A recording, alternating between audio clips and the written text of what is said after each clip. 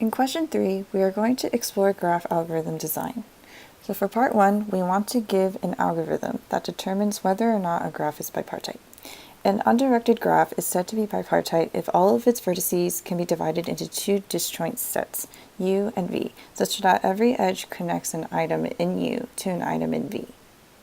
So for the examples below, the graph on the left is bipartite, whereas the graph on the right is not.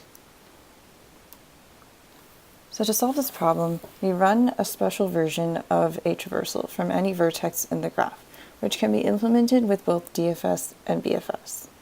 First, we mark the start node as belonging to the set U, then mark its children as belonging to set V, and mark each of their children as belonging to set U, and so on. If at any point in the traversal we want to mark a node as belonging to a set, but it has already been marked as belonging to the opposing set, then the graph is not bipartite. Additionally, if the graph is not connected, we repeat the process for each connected component. If the algorithm completes and successfully assigns every vertex in the graph, then it is bipartite. And the runtime for this will be the same for BFS and DFS, which is big O of E plus V. So to get a sense of why this works, let's run the algorithm on the two examples from the beginning. So for the first graph, let's choose the starting vertex to be the leftmost one. So we mark it as belonging to set U. Next, we mark all of this node's children as vertices belonging to set V.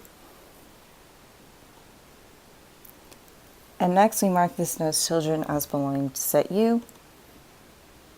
And finally, our last two will be marked as belonging to set V.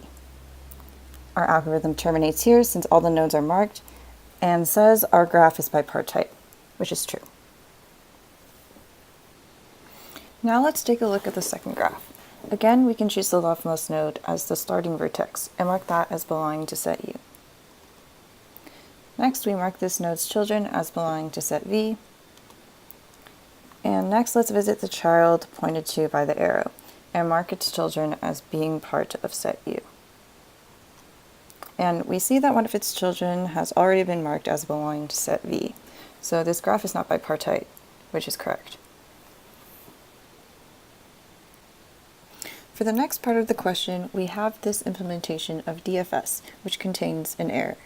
So the procedure starts by creating a fringe, which is just an empty stack, pushes the start vertex onto the fringe, and marks it. Then it starts a while loop, which at each iteration pops a vertex off the fringe and visits it, and for each neighbor of the vertex, if the neighbor is not marked, pushes the neighbor onto the fringe and marks it. And this is the problem. You should always mark a vertex as visited only when they've actually been visited.